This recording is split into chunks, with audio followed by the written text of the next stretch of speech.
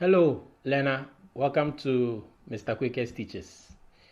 In this lesson, I'll be providing the character profile and traits for Jaja Achike from Chimamanda Ngozi Adichie's novel Purple Hibiscus. I'll speak about his character, the key traits that we see from him, and how you can answer, a question that may be thrown at you. So one of the questions I saw quite recently was the question, even though not directly on only Jaja, on the relationship between Jaja and his father.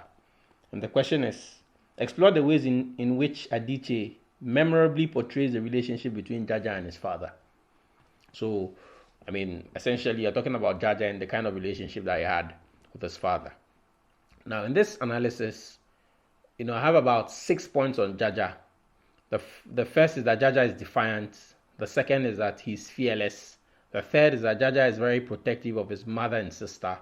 The fourth, Jaja shares a very close relationship with his sister and mother. And then the final point I have about Jaja is that he is very nosy stroke inquisitive.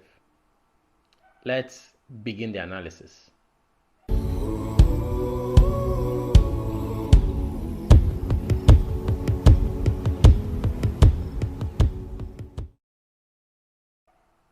Now, Jaja Achike, actually his full name is Jaja Achike, is a 17-year-old teenage boy and a key character in Chimamanda Ngozi Adichie's novel Purple Hibiscus.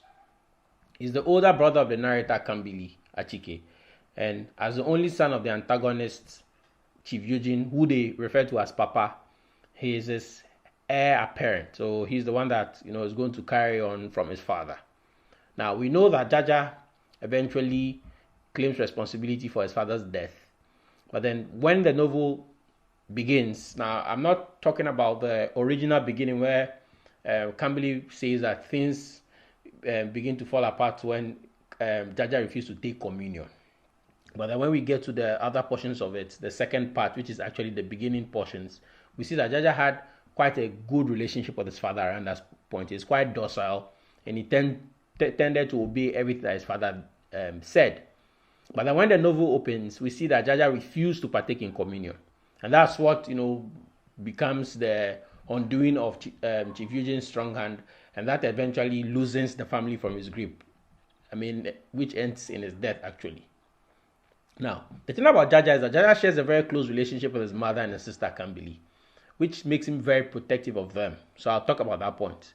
He displays his desire to protect them by oftentimes claiming responsibility for their actions.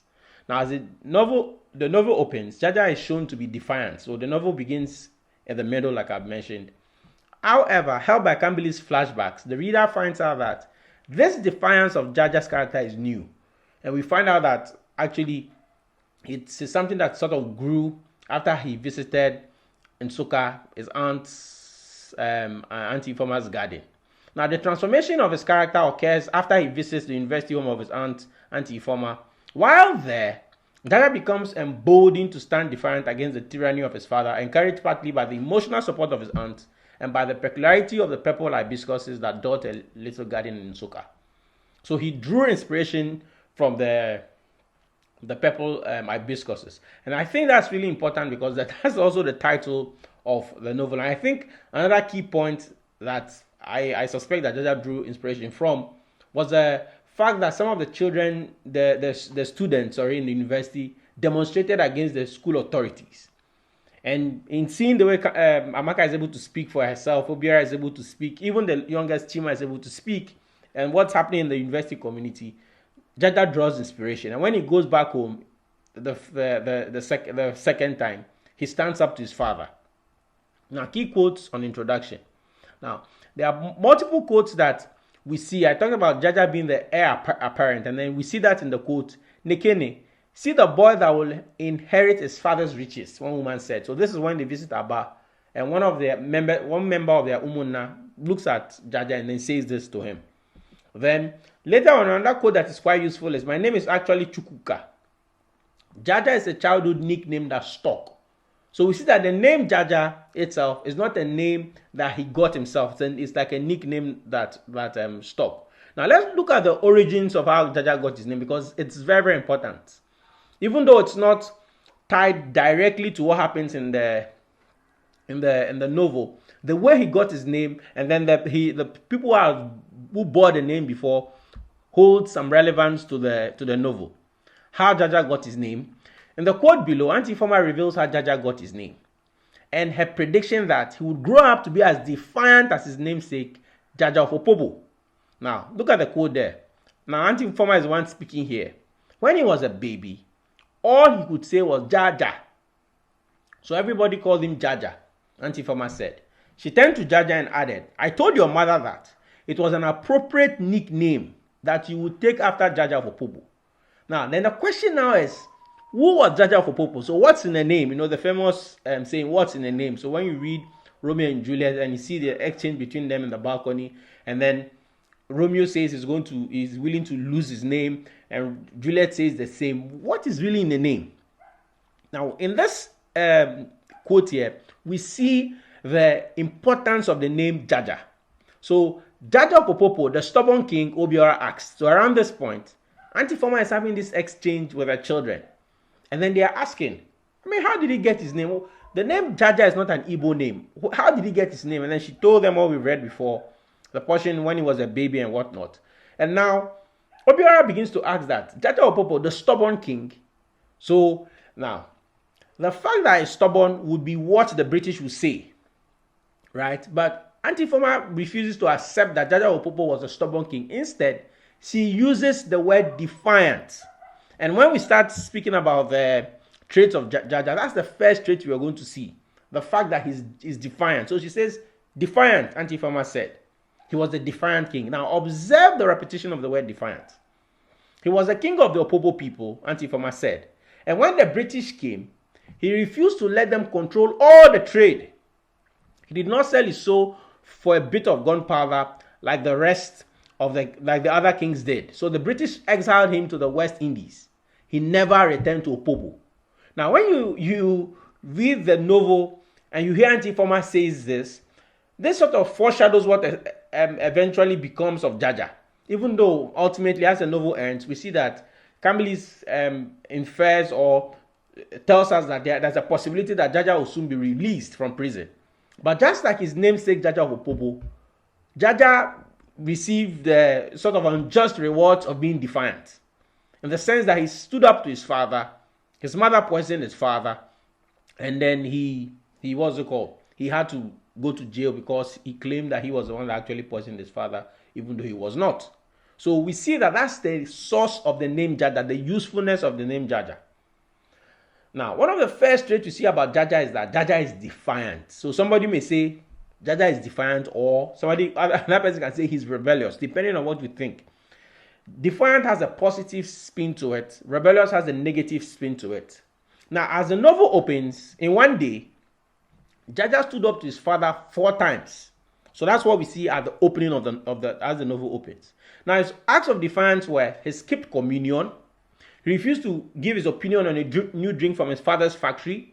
He left the dining table before his father for the first time, and then he refused to eat dinner with the rest of the family. So these actions were the key actions that we see in the opening portions of the novel. Jaja's first act of defiance, refusing to take communion. It was Jaja's refusal to take communion that kicked off the domino that broke his father's high-handedness over their family. And we see that in the quotes. Things started to fall apart at home when my brother Jaja did not go to communion. And Papa flung his heavy missile across the room and broke the figurines on the etagerie. Now, this is a very stunning opening. Kambili appears to tell us here that everything that went on in their family began when Jaja refused to partake in communion. And then their father's action of throwing his heavy missile at him.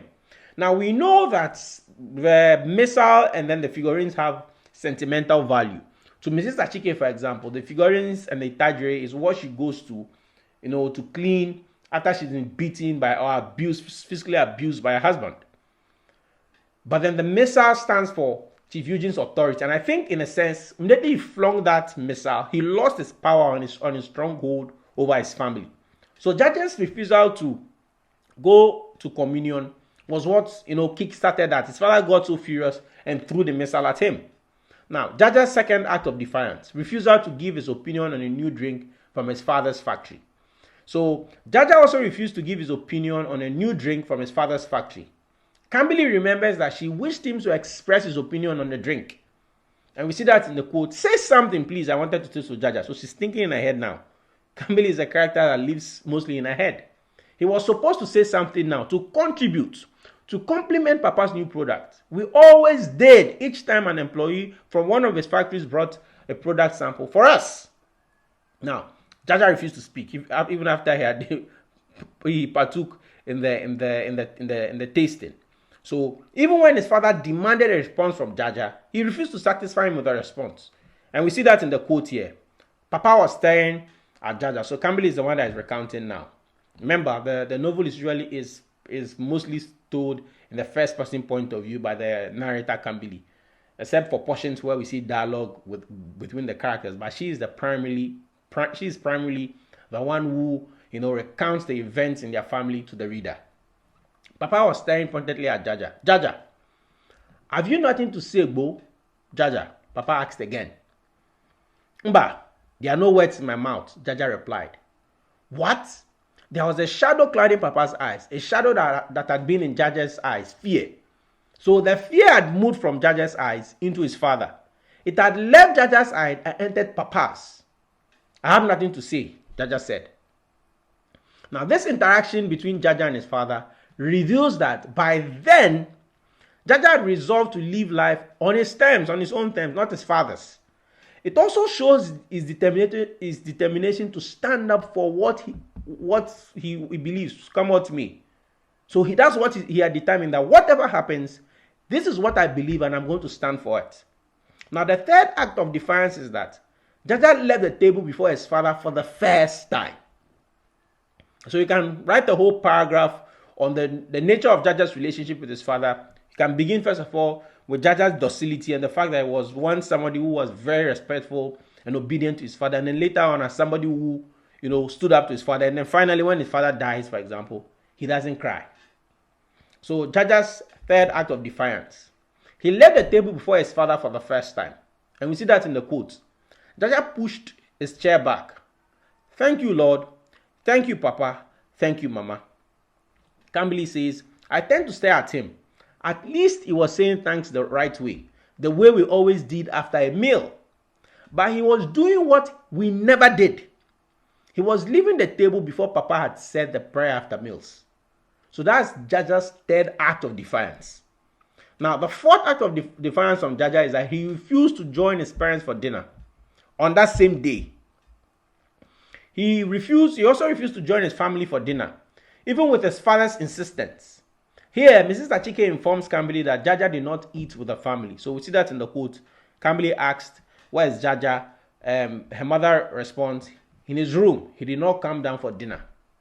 So Kambili remembers that it was Jaja's defiance that set up the events that led to Chief Eugene's poisoning by their mother. I think that immediately Chief Eugene broke the figurines. I think his wife determined that she was going to murder him. Hello, learners. I hope you've enjoyed the lesson so far. This is a sample analysis of the novel Purple Hibiscus by Chimamanda Ngozi Adichie. The complete course contains video analysis of the characters, settings, themes, conflicts, etc. To access the full analysis, purchase the entire course at mrquakersteaches.com. Find the purchase links in the description below. See you in class.